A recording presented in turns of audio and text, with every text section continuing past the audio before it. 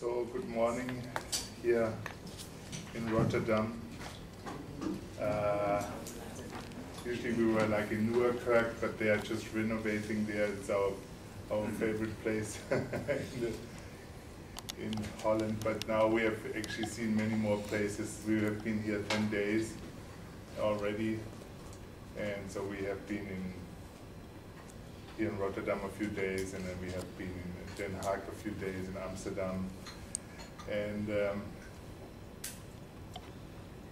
so welcome everybody. Good morning. And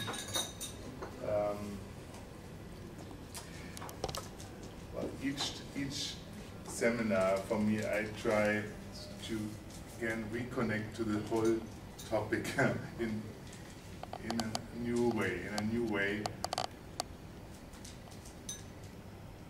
Just like we all should do with every day. Every day should be like a new day. Every day we meet the same things, even the same husband or wife. It should be a new experience, yes?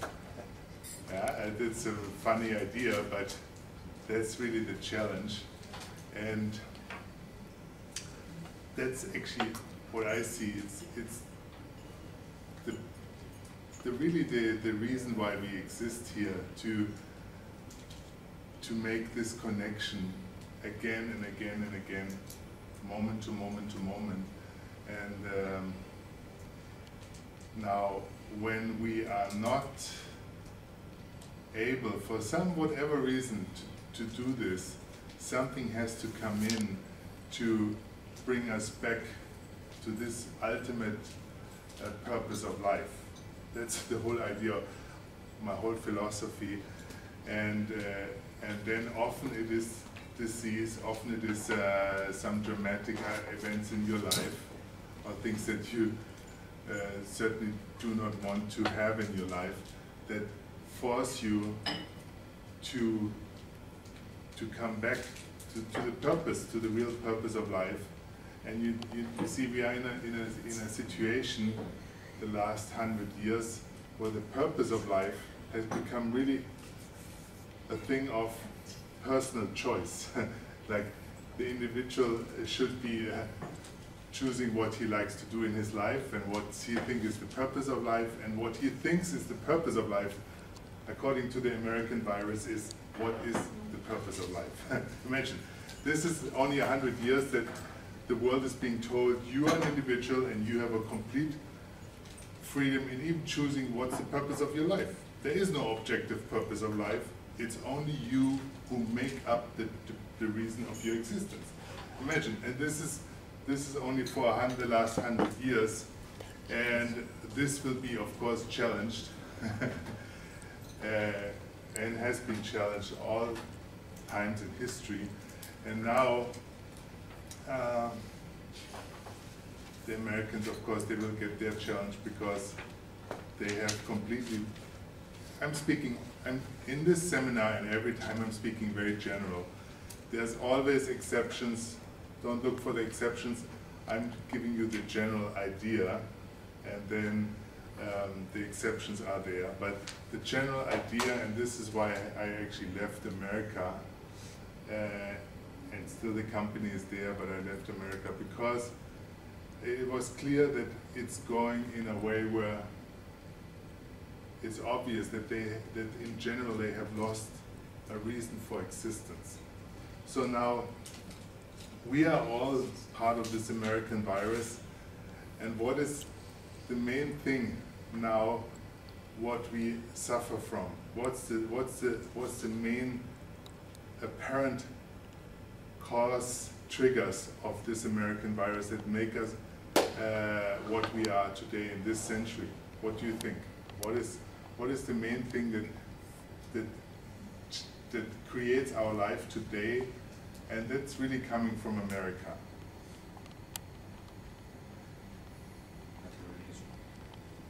Money. What? Money. Money. Okay, but this is, I think, more Dutch. Very good. Usually it's the Dutch who want something cheaper, and not because of cheap. No, I mean, money was. Now, when there is no spirit in the money, it's money without spirit. When there's spirit in the money, it's okay. Okay, but I think money was all the times, even the Roman times, the gladiators were doing something for the money, and the Caesars in Rome were doing things for the money. I would say that's not particularly American. But what is really, and if I tell you, everybody will again agree, but it's so close to our eyes that we don't see it. What is the main thing that's really new in our age, and that makes our day? Internet. Yeah, the media. So we are basically bombarded from every side with news, and now not only once a day or 2 times a day, but they repeat it and repeat it. I mean, I don't have anymore a cell phone or a TV or a, imagine I am still alive and I run a company, and I run a life where I'm basically traveling all over the world without a cell phone. And it's possible, I don't miss it, but I know for most people it's the centerpiece of their life, and they have 2 or 3. And then they have the internet, they have an overflowing inbox, and they have repeating news. And so this is really a new thing. That's I would say it's unique creation of the USA, and everybody took it up, but this came from there. And what does it do to our life? What does it do for you, to your life?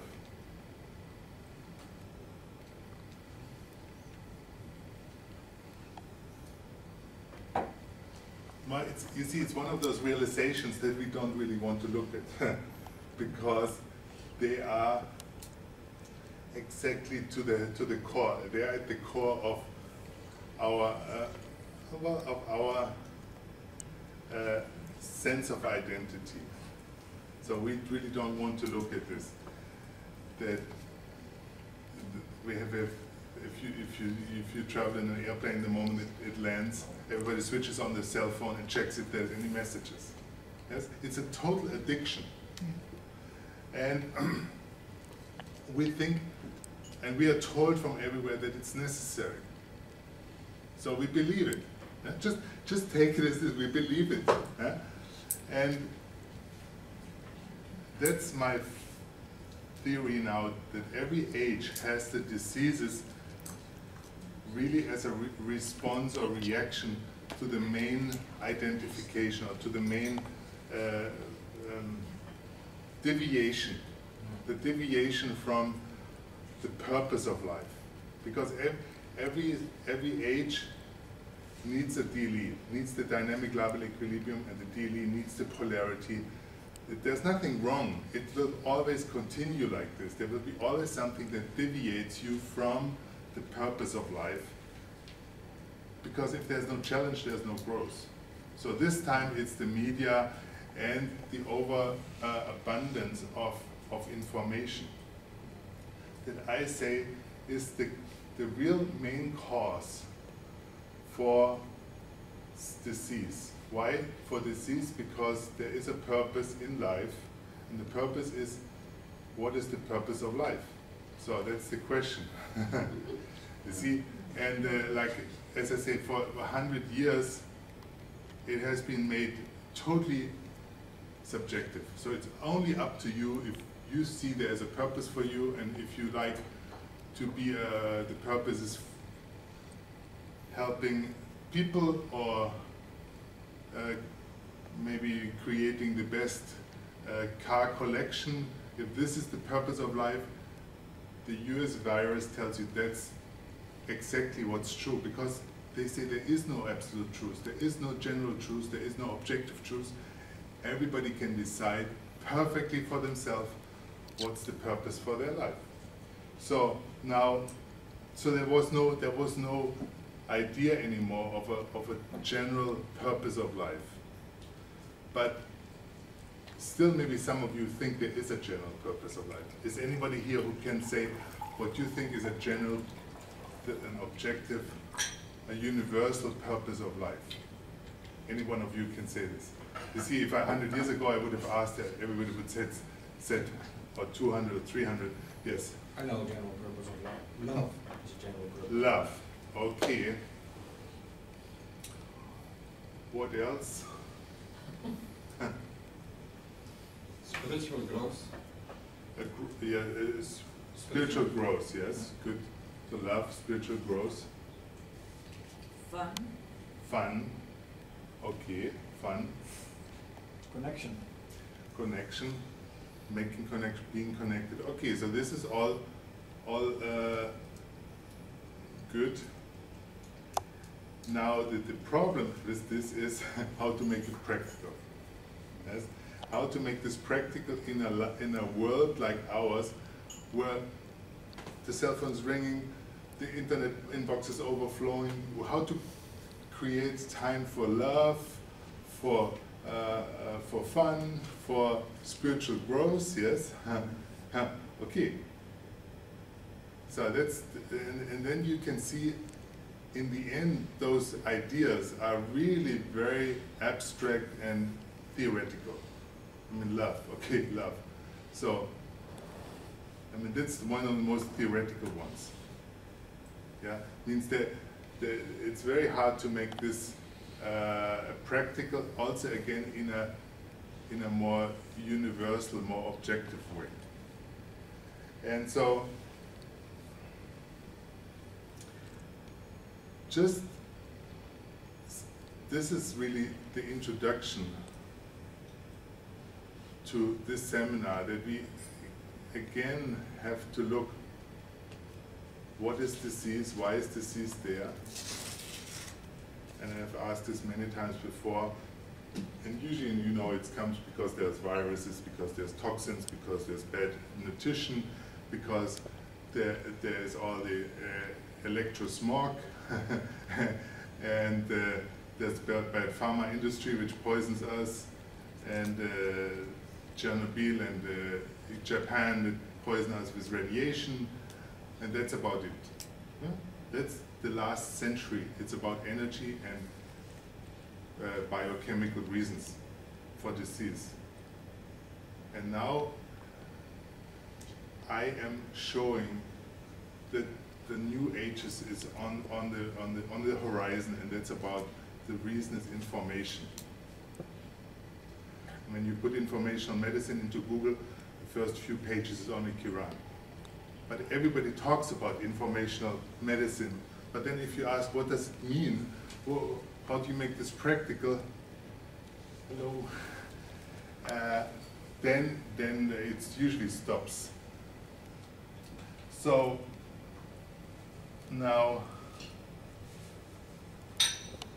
informational medicine,